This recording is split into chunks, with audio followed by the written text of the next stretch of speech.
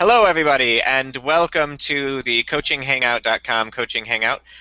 We are here today with Robert MacPhee, whose name I have consistently misspelled on all of the announcements. My apologies. I just realizing that looking at Robert's screen. So Robert will be talking to us a little bit about masterminding. We also have Leslie on here. Hi, Leslie. How are you? And we have Sharon. Sharon, how are you? Fine, thanks. Excellent. All right. So we are going to, I'm going to mute you out, Sharon, just so that we don't get any kind of background noise at the moment. And then we're going to just kind of start out by talking with Robert, get a little bit of information about what masterminding is, all of that stuff. And then also we will open it up to some questions from everybody else and find out what's going on. I do have to say, Robert, I've never known anyone to paint a room quite that dark before. This isn't. It isn't. A backdrop. It isn't. It's a backdrop. You want to know? You want to know the secret of what's behind the backdrop, or because I work in a room that used to be one of my kids' rooms. Sure. Let's check the. There's actually bunk beds behind me. Nice. But it gives it a little bit more of a professional look, you know, somewhat taken away by the shark hat. But well, I can't imagine this helps me in any way look professional. But Les? This is my Sharon. Where are the hats? Yeah. Come on, it's Halloween. Les is going for it. He's making the move. He's making. Oh, there we Hey! go. Oh, nice. Nice, Daddy. Rocks. Very nice. That is quite the hat. I am liking it. Very nice indeed. All right. And then we've got Wendy just came on. Hiya, Wendy. Oh, hello. Hats. Les is just playing through. Yes, got a hat as well. Hey! Right. We got the hat on from Wendy. Excellent. Sarah, how you doing, Sarah? No, good. Good, excellent. There you are. Welcome, welcome. So we were just about to get started. I was going to ask Robert a couple questions. So if you guys know how, I would recommend that everybody go ahead and mute yourself by just clicking on the little mute button up top where it shows the microphone. Just turn your microphone off for now. Excellent. Nice, Tom. Looks great. Happy Halloween, Tom. You're looking good. Oh, and Kelly, you are kicking it with some serious style there. I love it. I love it. All right. So as we're about to get started, I'm going to ask everybody to go ahead and mute. Just use the little mute button up in the upper right-hand corner of the Hangout. You'll see there's a microphone, a camera. Click on the one that says microphone and click mute to mute microphone. And I will show you all what I'm referring to right here so you guys can see. So you can see up here is the microphone. So just click where it says mute microphone. Thanks, Tom. I think you were the one that was giving a little bit of the feedback. I'm loving the style. Kelly, you make me smile. Oh, and look, I love it. Sarah didn't have a costume, so she went with the Google effects. Nicely done. I love Hangouts. You all make me smile. All right, so let's get started with some, so we can at least learn a little bit. Nice, very nice. Yeah. We're going to go back to Robert. I was just mentioning the fact that I've clearly misspelled Robert's name on everything, including the website. My apologies to Robert on that. I don't know why. How did you misspell it? I didn't even notice. Did you do MC? I did. Oh, yeah, that's very common. Yeah, if you get the PH, you're actually ahead because most people will spell it MCFEE if they just hear the name. So. I got the PH, but not the MAC. So I'm going to go ahead and fix that just because this is the cool stuff of working online. I can actually fix the mistake I just made, and now it doesn't say that there's a mistake. Look at that. Anybody who comes on now will be like, what are you talking about? There's no mistake on the site. So, haha. Alrighty, so let's go ahead and get started. So, Robert, you are kind of a guru in the world of masterminding. Can you give us a little bit of your background, some of the work that you've done, how you kind of came into masterminding, and then we'll ask you some questions about what it is and how it works and its benefits. Sure. I always think it's ironic when someone uses the word guru in my introduction because I'm the author of a book called Manifesting for Non-Gurus. It's a book that came out of the work that I was doing with Jack Canfield, and it was also the work that I was doing with Jack that kind of led me into this arena of masterminding. I was running several year-long mastermind programs for him. Before that, I had done it for John Assaraf, who many people have heard of. He was also featured in The Secret along with Jack and many other members of a group I'm proud to be part of called the Transformational Leadership Council. And most recently, I've been doing masterminding with Alex Mandossian, who I think everyone on the Hangout knows. and it's kind of turned into a niche for me. And I think it's really appropriate that we're using this as a topic today around the coaching hangout, because in my opinion, masterminding is really a very sophisticated form of coaching. It allows you to get coaching from a facilitator, but also coaching from your peers. And what I see so often in mastermind groups is the feedback that people get, the input that people get, the support that people get comes much more from the peer group, from your fellow mastermind group members. You know, this is awesome. We have a full boat today. I think this is the most crowded hangout I've been on yet. And you know, if we were to go around and sample, and maybe we'll have the opportunity to do that, kind of demonstrate how masterminding works, we'll see that it's not about going to the guru or going to the teacher. It's really about going to your fellow students and getting the valuable feedback from them. So that's kind of how I got into the niche of masterminding, was through my work with Jack and John and Alex. And I love doing it because it's again a really sophisticated form of coaching people and helping them get more of the results that they really want. So yeah, I think that's great. I kind of use Guru intentionally to be able to set that up. But the way I look at it for you, Robert, is that I see you as kind of the master facilitator of masterminds, which kind of goes back to what you were talking about, how you're not actually the person who necessarily creates the aha moment, but you create the environment for people to be able to get those aha moments from within their peer group. Is that correct?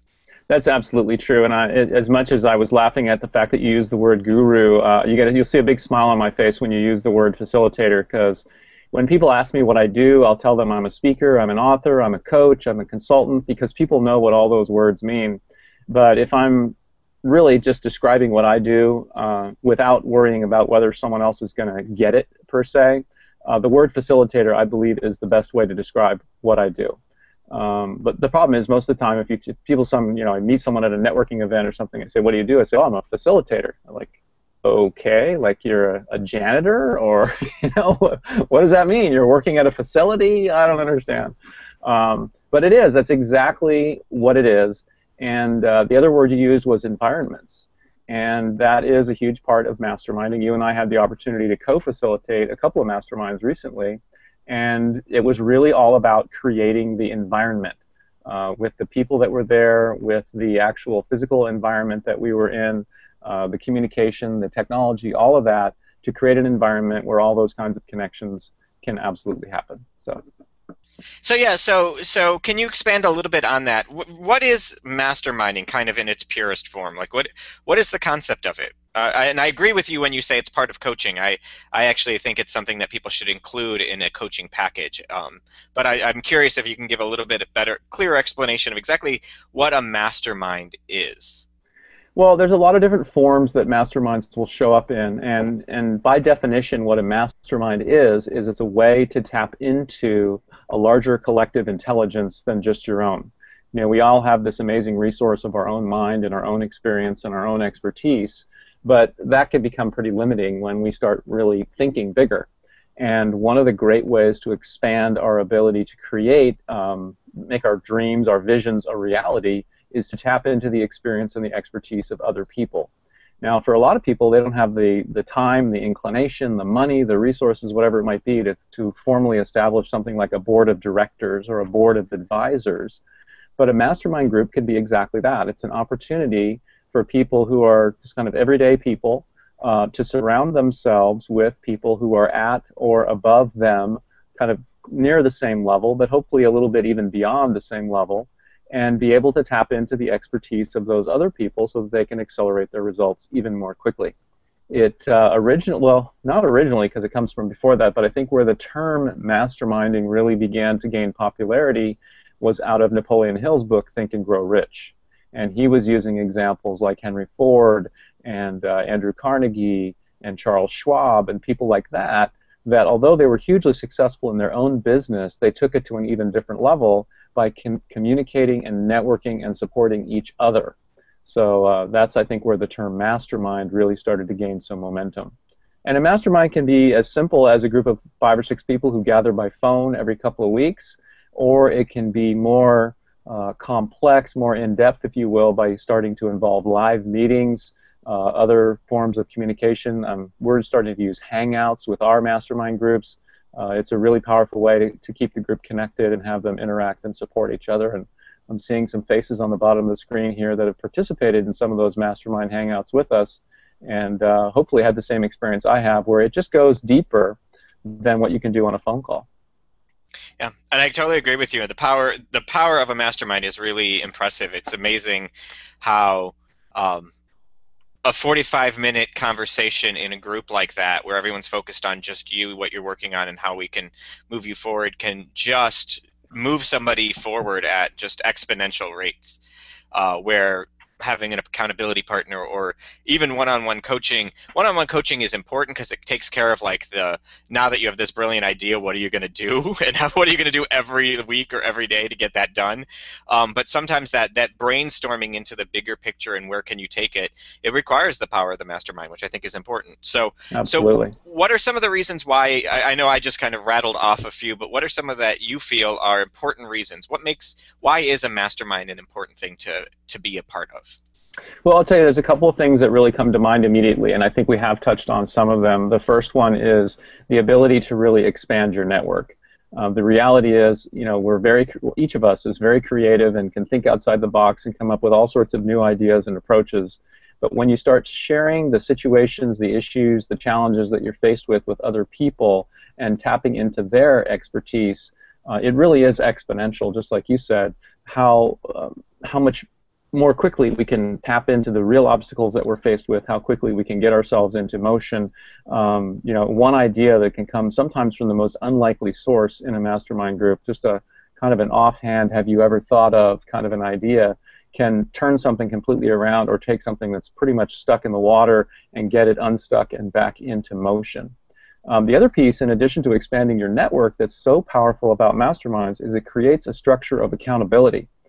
Whether it's coming back to another call or coming back to the next meeting or meeting with your accountability partner, whatever it might be, when you're in a well-functioning mastermind group, you're going to have accountability. You're going to have a group of people that you get ideas and insights from, but you also tell them what you're going to do next.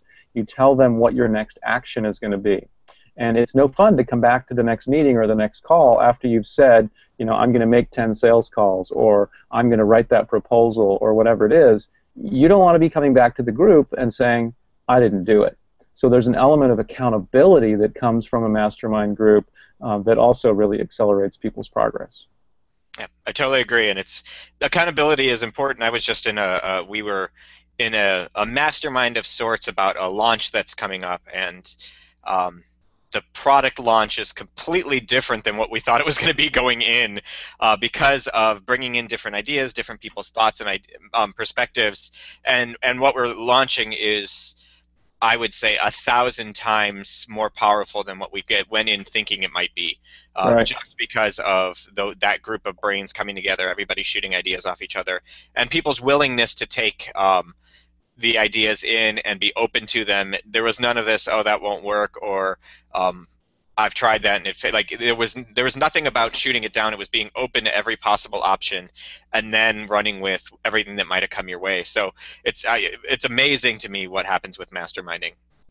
Yeah, and you bring up another really good point, which is you can't just take a random group of people and throw them into the room and call them a mastermind. It has everything to do with the way people show up. It's one of the things I love about working with people who come out of Alex's environment, because it tends to attract this kind of person. But it's the type of people who show up with their own agenda, with their own vision, with their own dreams and goals, but also with the willingness to support other people. And I love what Ivan Meisner says about, he's the founder of BNI, Business Network International. And part of the founding principles of that organization is based on an expression called giver's gain. Giver's gain. And when people show up with that point of view, they show up to a meeting prepared to support the other people in the group in any way they possibly can, then everyone's needs get met.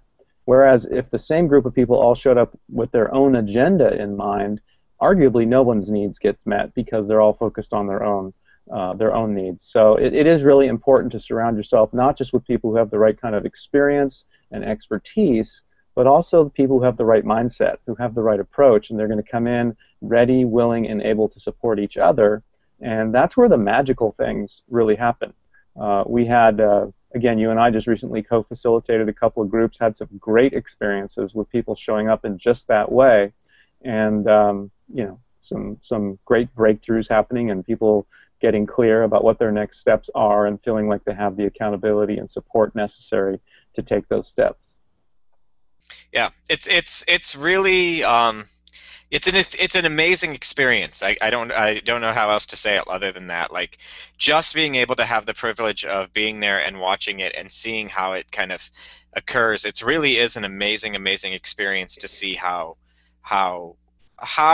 lives can get changed just by people who with a commitment to helping each other really can change that for everybody. So I love it. I think it's great. And you said, like, you can't just take a bunch of people and throw them in a room and call it a mastermind. So knowing that this is coaching hangout, and we talked about a little bit how masterminding is a very reasonable and logical piece of a coaching program, where it's something that you can offer all of your coaching clients and things like that. How would you recommend somebody kind of get started in either becoming a member of a mastermind or starting to run their own masterminds? Because I think it's beneficial on both ends. I learned a lot helping to facilitate, and I've also I've benefited tremendously from being a member of masterminds. So how would you go about getting started on either sides of those, both as a participant and running your own? Okay. Well, I'll start with being a member. And we get this question a lot with people say, well, how do I put together my own group? You know, what is the criteria for that? And there's a couple of really good resources, first of all. Jack Canfield's book, The Success Principles, has a chapter about masterminding and goes into a really great explanation of how to put together your mastermind group, how to select the right people. There is a principle involved of selecting people who you really feel like are already achieving at the level that you want to achieve. So, you know, if you're a $100,000 a year person and you want to get to $200,000 a year, we don't want to have you in a mastermind group with a bunch of people that are earning $30,000 a year, because they're not going to help you get there. The other thing we sometimes see people try and do is if they're at $100,000 a year, they want to get into $1 million mastermind. And for most people, that doesn't work very well, because the $1 million people are just playing at a different level. They're playing a different game. It's a pretty big disparity.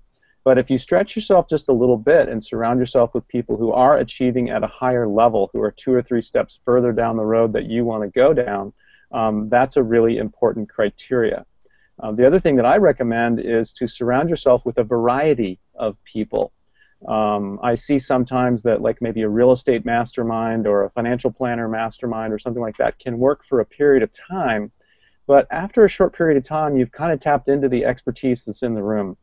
And when you have a group that's got more variety, people will tend to get more benefit for a longer period of time, because, you know, one issue that you might be dealing with today, you'll get feedback from one part of the group. A completely different issue that you're dealing with a few weeks or a few months down the road, you might get feedback from a different part of the group.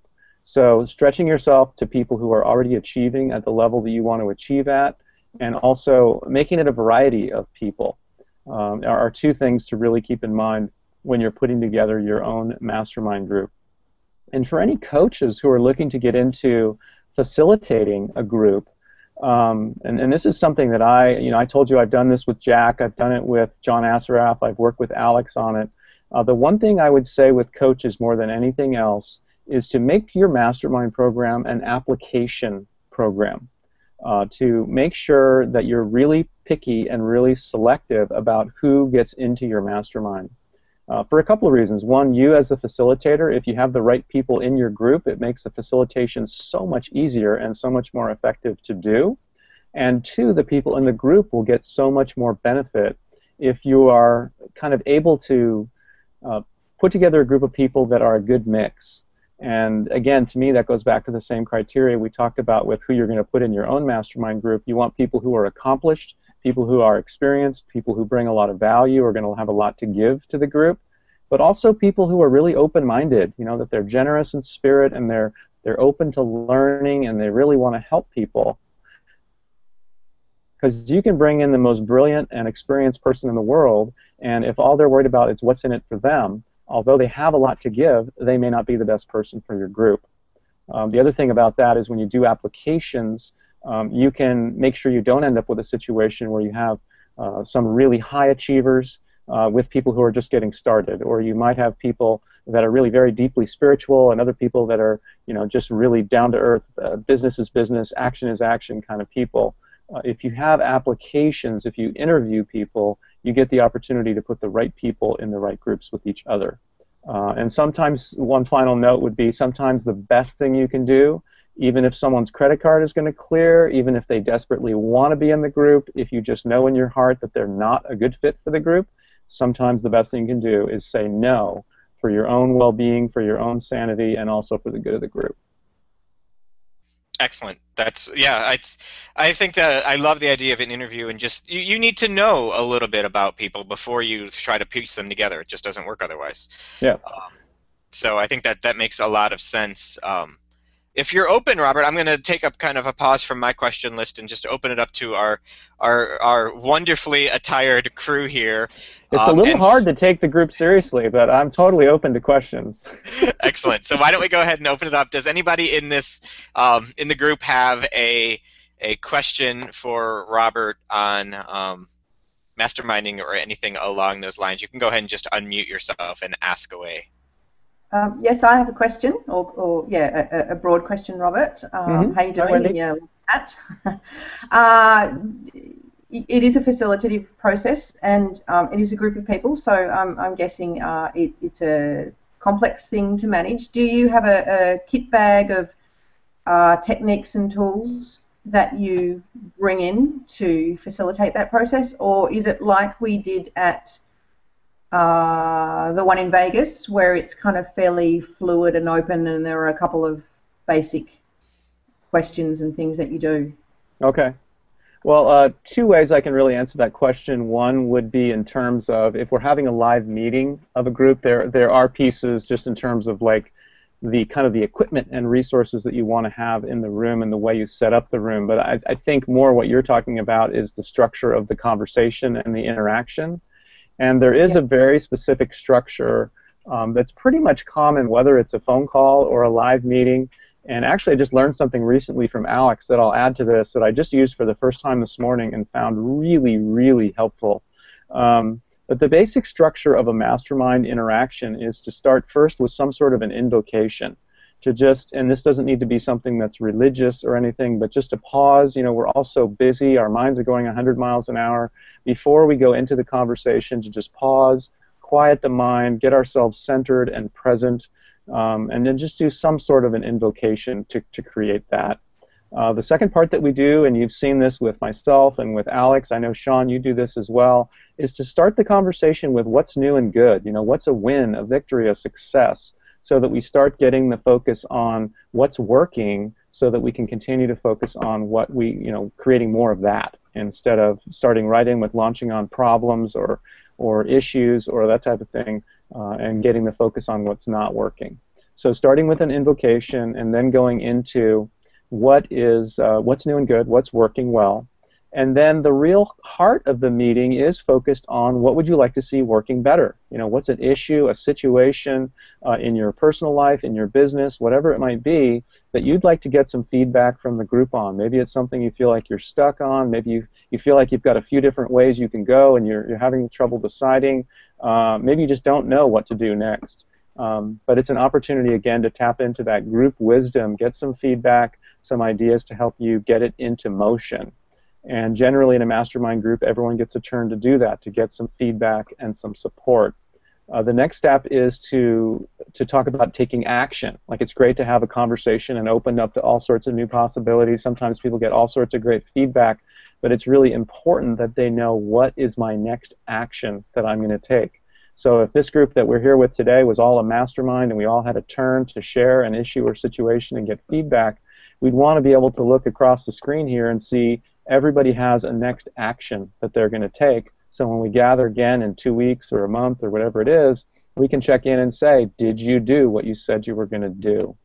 And then finally, for me, that's been kind of the final piece. And sometimes I get off a mastermind call and I just feel like, it ends too abruptly. Like, you have this great interaction and all this great connection, and then all of a sudden it's like, okay, we're done, and you hang up. And I tried something this morning that I learned from Alex, and he calls it the final word.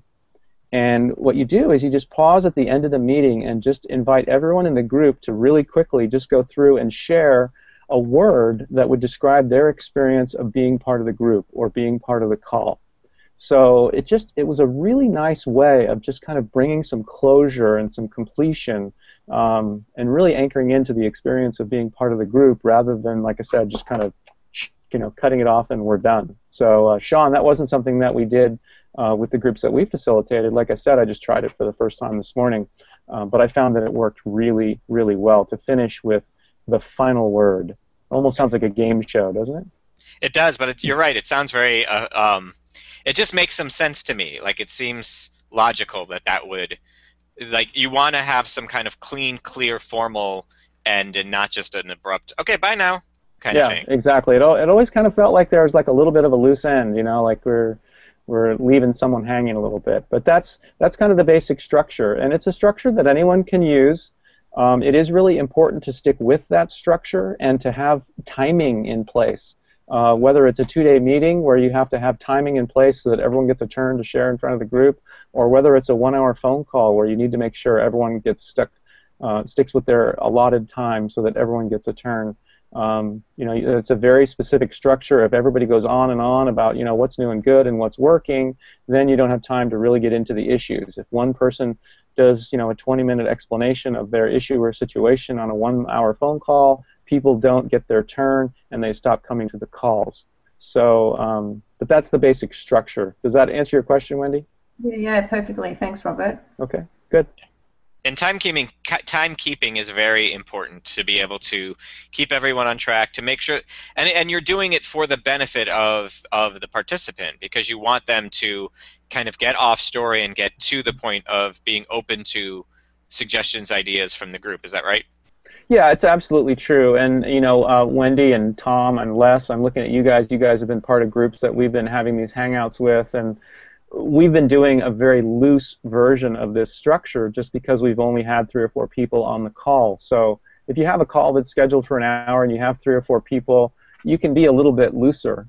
But we have, 7 people here today. If we were going to try and give everyone a turn, we'd be using a timer. And I have, I actually don't have it right here on my desk. I was using it earlier, but it's back over in the shelves now. I have a bell that I use.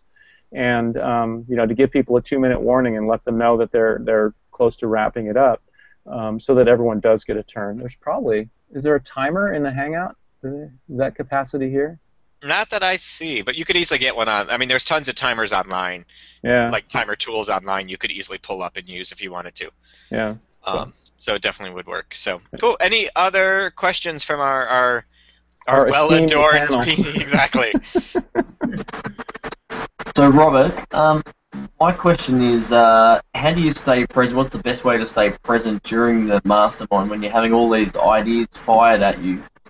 So you're staying present. Like, I'd like to take notes and things like that. Do you suggest any methods to stay present during the conversation? Yeah, you mean in terms of really being able to capture and utilize benefit from the feedback that you're getting? Yes. Yeah, I do think in a traditional mastermind where you're on a phone call or a hangout, you would probably want to either audio record your section and get that feedback, or just capture it in the form of notes. When we were doing our live meetings, we have someone be a scribe. So if it was your turn and you were up in front of the group, you would have someone who's a scribe. So, and you bring up a really good point, which is a huge part of receiving the feedback is remaining present and just receiving it. And some people want to get into a conversation. They want to say, I've already tried that, or here's why I don't think that would work, or whatever. And the best thing you can do is, I tell people, there's 2 words you can say, whatever the feedback is. Thank you. And then move on to the next person. Because even if I give you an idea and you think it's the stupidest idea you've ever heard of, or if you've already tried it, or if you know somebody else who did that and they went bankrupt, or whatever, if you just say thank you and move on to the next piece of feedback, you're going to continue to get the benefit. But if you take some of your time to explain to me why my idea wouldn't work, then really all you're doing is wasting some of your valuable time where you could be getting more feedback. So capturing it with notes, or having someone else do that for you. Sometimes it's helpful to have an audio recorder where you can just capture it and go through it later. And if you are in a live environment, or even if you wanted to on a call like this, I don't know that I've ever really done it, but if you were taking your turn and you said, "Hey, Robert, would you just take notes for me because I don't want to be distracted by that." I could just be typing notes into the computer and email it to you later or something like that. But it is a good idea to make sure that you capture it one way or another. Yeah, thank you. And that's actually a neat thing about being able to do these Hangouts, and like we're doing here, which is the live broadcast version, is that all of this is recorded.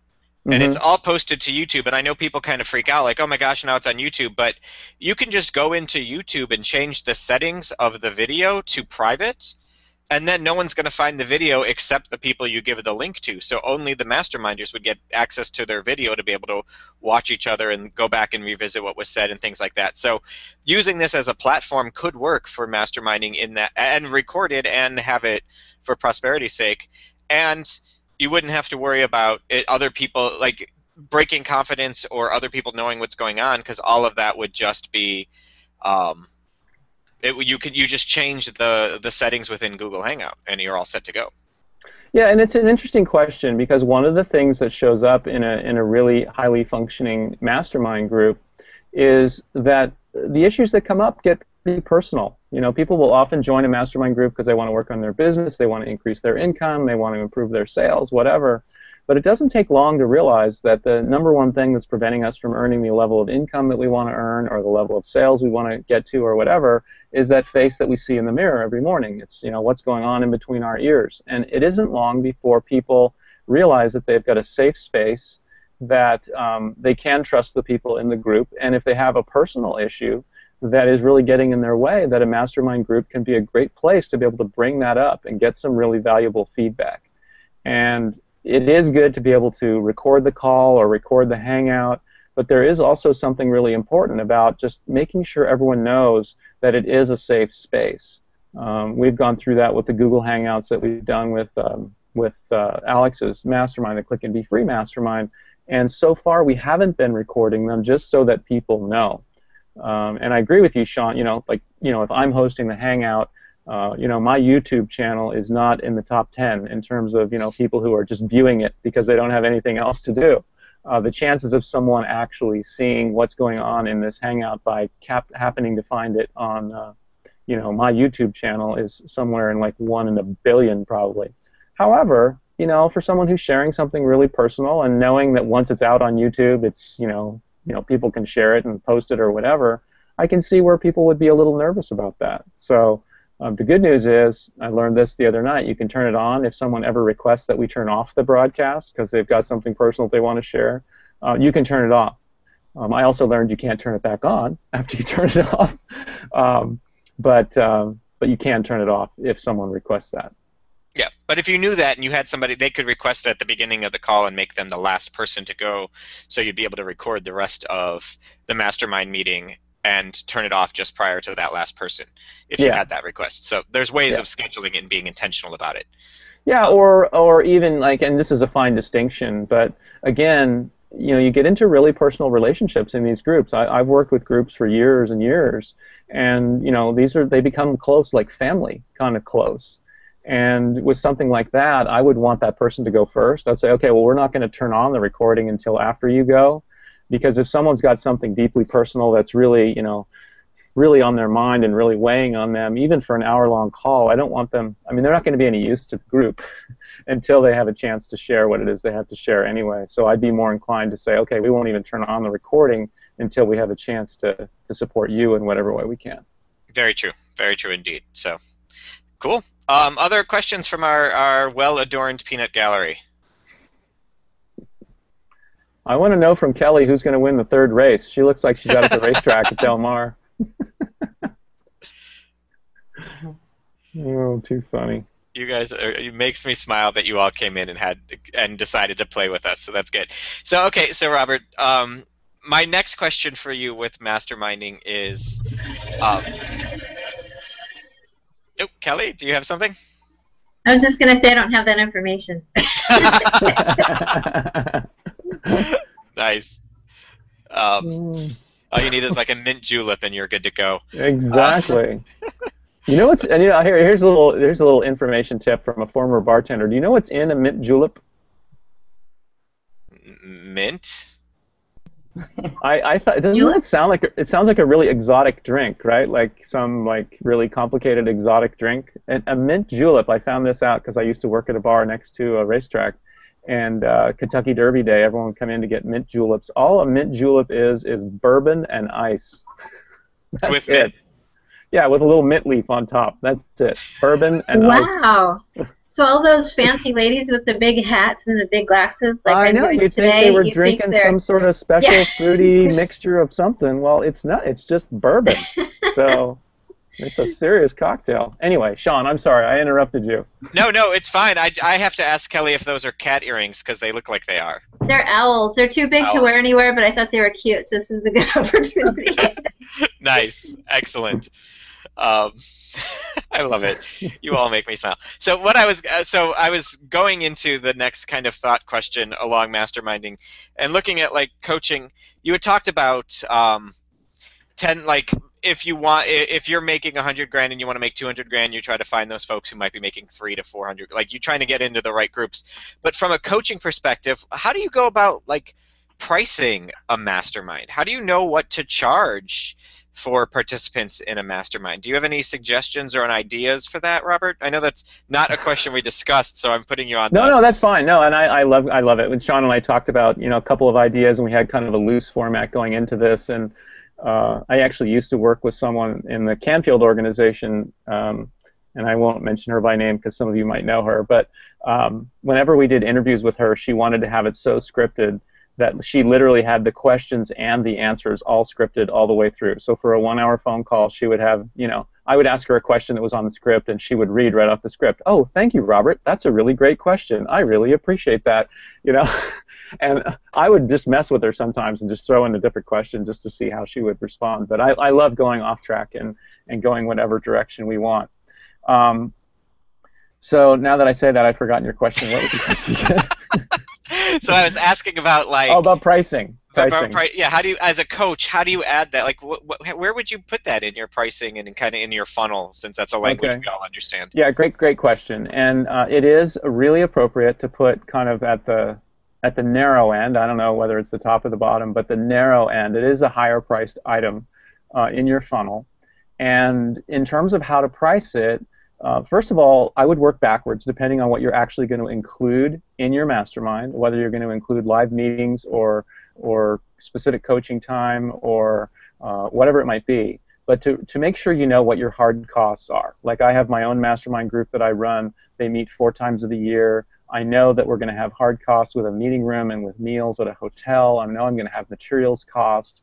I have someone there to help me. So I want to make sure and run those costs and know exactly what it's going to cost me to do that. And then from there, I'll literally back it out and say, how much do I want to make? Like, how much of my time is this going to take, and how much money do I want to make for making that big of a time commitment? In my mastermind, I offer one-on-one coaching. I have the live meetings that we do. I also facilitate small group calls and do the best I can to hook people up with accountability partners as well. So it ends up taking a significant amount of time to do. And I will literally just back it up and say, you know what, in order to make that kind of time commitment, how much money do I want to make? And then break it down and say, I need to charge people this amount of money per year to make it worth my while to do it. So, I mean, it sounds kind of convoluted. It's not like a hamburger or something like that where you say, well, most people are charging $5 for their burger. But I think that is the other factor you want to take into account, is to look around and see what other people with a similar level of experience that you have are charging for their mastermind group. I had a really nice experience a couple weeks ago with seeing someone who was charging $30,000 a year for a mastermind program.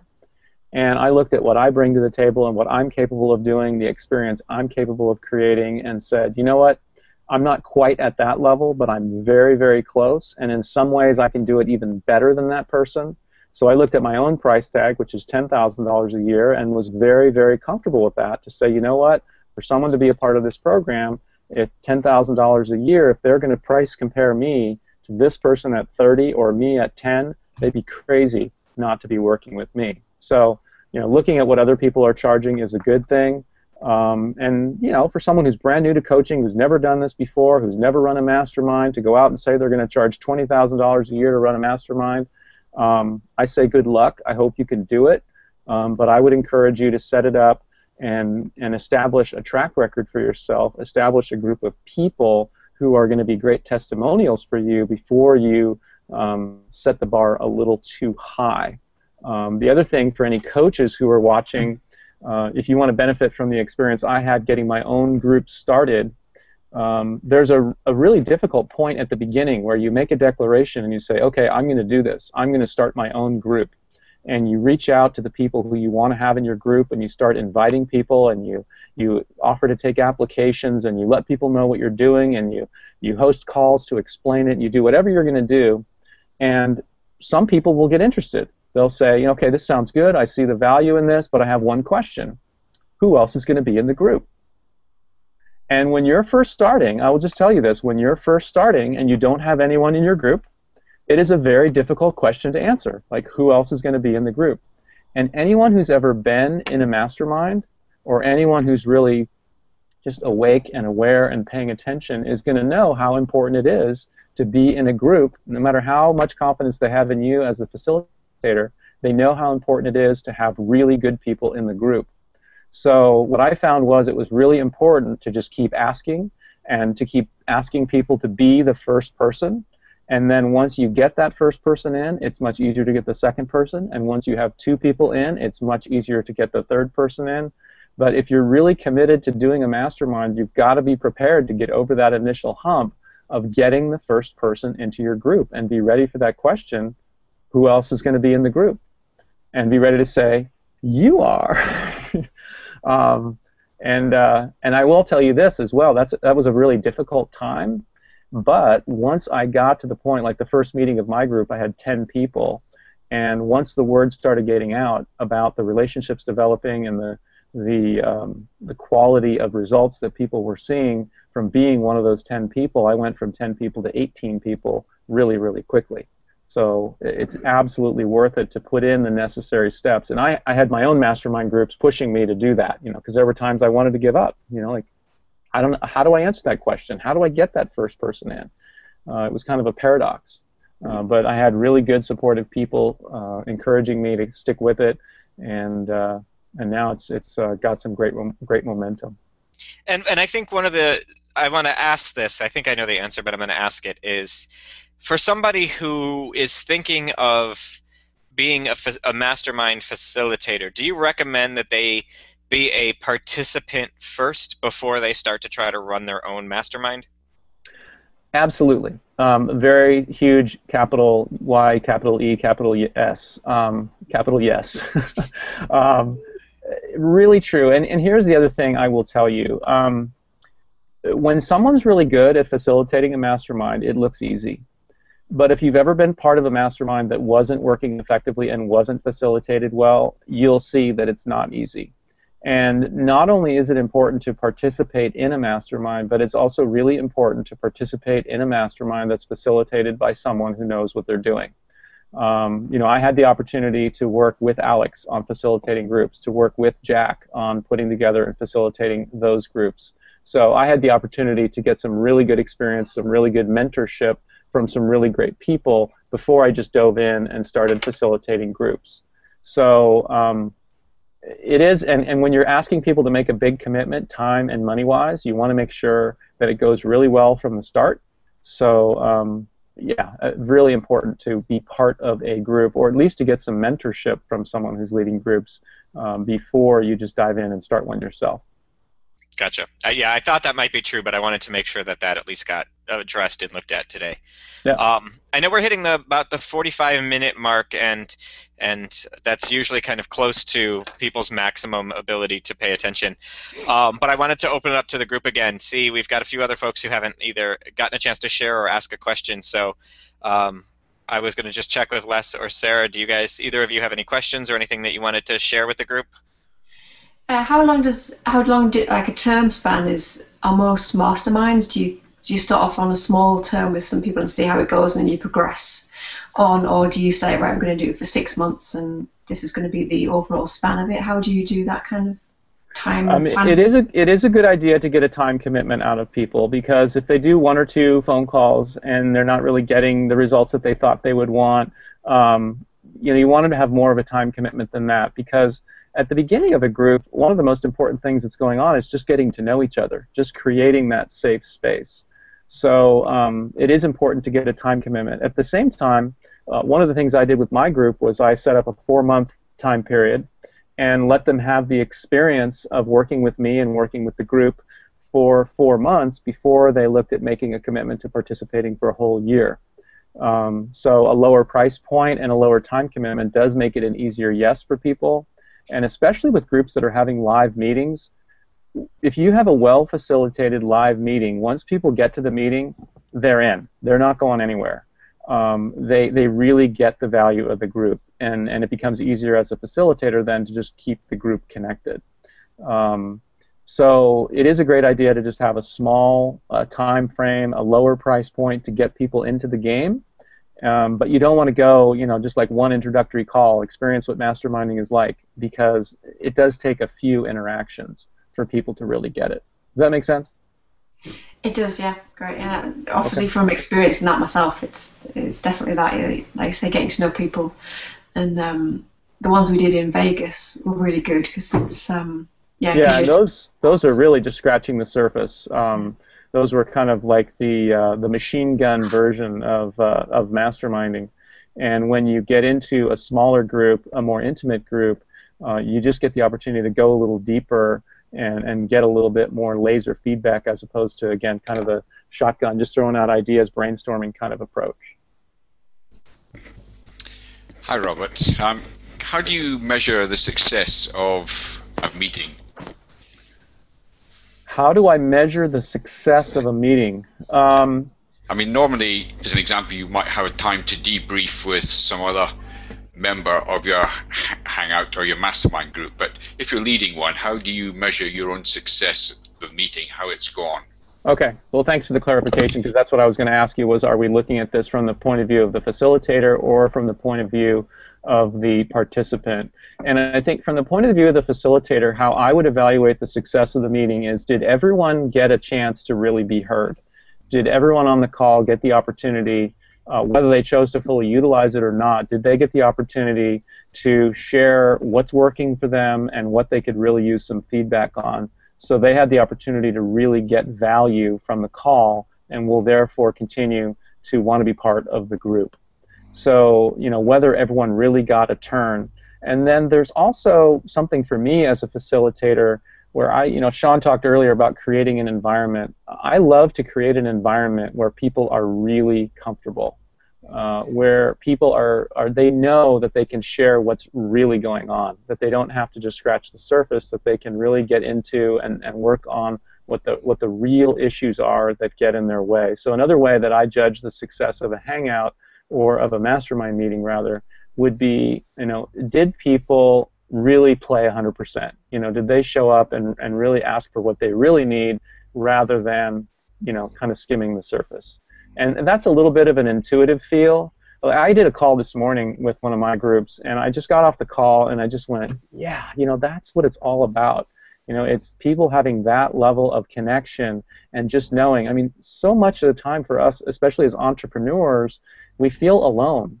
And the power of the mastermind is remembering that we're not alone, that we have people around us who are going through the same things that we're going through, that are there to support us in whatever way they can.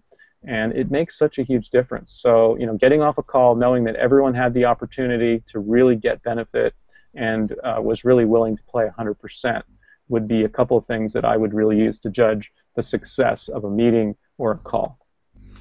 Great. Thanks, Robert. That's great. Excellent. All right, let's open it up for kind of one last round of final word, so that we can make sure we're done within the top of the hour. So we're gonna implement a lesson learned from today's Hangout, and just do a final word. And I think we'll look for a final word. Basically, what's one thing you learned from today's Hangout? What's one thing that you can take away from this last 50 minutes of this Hangout with Robert? So I'm just gonna go left to right based on what I'm seeing. So we'll start with Kelly. Clarity. Excellent. How about you, Les? Sorry, I've got to get my microphone switched on again. Focus. Great. Robert, you got a last word for us? I do. My word is connection. I really appreciate seeing all these faces on the screen. I could go with something related to the hats, but what I'm really feeling is just a profound reminder of the importance of connection. So thanks, everyone, for being here. Nice. How about you, Sarah? Participation. Great. For me, it's environment and creating that right environment for people's success. Wendy? Sorry, I'm a bit greedy because there are 2 words and I can't choose between them. Go for it. Break the rules. Do it your way. Powerful, exciting. Excellent. And then, Robert, as our guest, you actually get the final word. And it doesn't have to be a word. It can be however you'd like to wrap up today's call. Okay. Well, I appreciate that. And I appreciate the invitation. And, you know, Sean, when you and I were preparing, we didn't really look at that connection about how masterminding is really an important part of coaching. It's really a very specific element of coaching. It's a potential way to add value to a coaching practice. And it's a way for us to coach each other. So I really appreciate the opportunity to be here to connect with you. And I'm really glad that we were able to use that final word idea, because don't you just feel the difference? Like, you know, when you get off of a Hangout, when you get off of a call, when everyone has a chance to just chime in and kind of button things up a little bit. I had the same experience listening to you guys on this call that I had earlier today when we did it. It's just great to have that final word. So that's definitely something I'm going to keep using. Nice. Excellent. Well, thank you, Robert, for being on and helping us better understand the power of masterminding. Next week, we will be back, and I cannot tell you who's going to be here because I don't know. It's not like some super amazing secret. I really just don't know. So I haven't been able to plan that far ahead. I have one person who I'm trying to get on, but scheduling has been a challenge. We'll see if I can get that person on sometime in the near future. If you guys have somebody you'd love for me to try to get here, let me know, and I'll see if I can get them as well.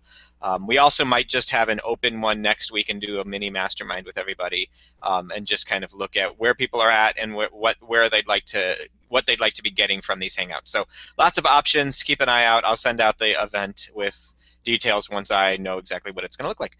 So you guys, thank you all for being here. Thanks for playing with the hats. I appreciate everybody having fun and being willing to play. And I will talk with all of you guys next week. Have a fabulous week. Last chance to see the Halloween beard. It's going after today. This is it. I like the beard. I think it was good. You like it? All right. Well, I think tonight I'm going to shave off half of it for Halloween. So nice. So I'll be able to do this with a beard, without a beard. This is completely related to what Robert said and absolutely has nothing to do with anything else that we've talked about today. There is a gentleman, he's an artist that I've met and I've had a pleasure to talk with, named Alex Gray, and he was trying to understand that idea of the duality of life, and he literally lived pure duality. Like, he had half of his head shaved, he cut all his clothes and had like fancy on one side and like casual on the other, and literally lived in duality for, like, I think he said for almost a year, just to be able to kind of experience that. So so go for it, Robert. It could be a really, really life-changing experience for you.